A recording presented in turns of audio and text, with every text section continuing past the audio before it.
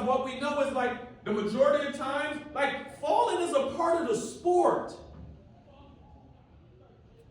And the majority of times when you guys fall, when you play sports, you're not really hurt. Your ego is more hurt. Like, how you gonna be embarrassed for falling in a sport?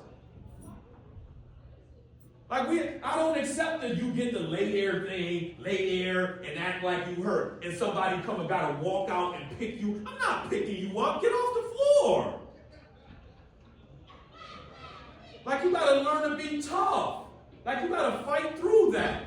Like, and that's what I'm saying. That goes right along with that peer influence thing. Most of you, when you fall, you're embarrassed.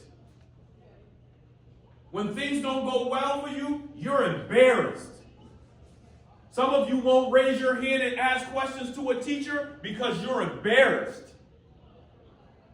Like, how do you want to know the answer, but you're allowing your peer, somebody that you call your friend, to keep you from raising your hand in class? Like, you got to get up. Like, you got to fight through that. Like, that's a real emotion that most of us go through. Next thing you know, you done left 4 classes, the same class 4 times with questions that you needed to ask, and now you're behind because you was afraid to ask around your peer.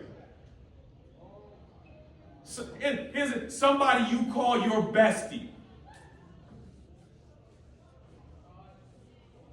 And then, all of a sudden,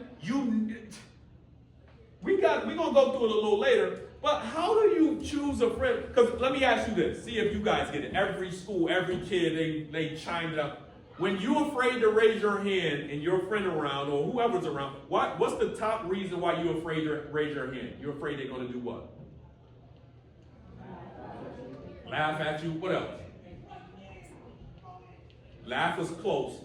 I mean, it was close to the top answer. Judge you. But laugh falls in that category, but all y'all said laugh. It must happen here a lot. Y'all leave food on the table a lot because you're afraid somebody's going to laugh at you. Judge you. So my thing is, why do you look for that person and call them your bestie knowing they're going to judge you? What? Like, that part baffles me. You telling me you get to class with your friend, you sit with him, and you won't raise your hand because in your mind, you know the person you call your friend every day is going to judge you? And then you walk around looking for him every day?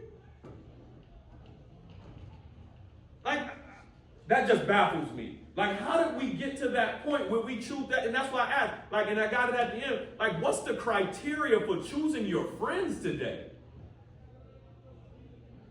I want you to let that simmer. Because if you want that thing that's the 1%, you're going to have to change a lot of your friends.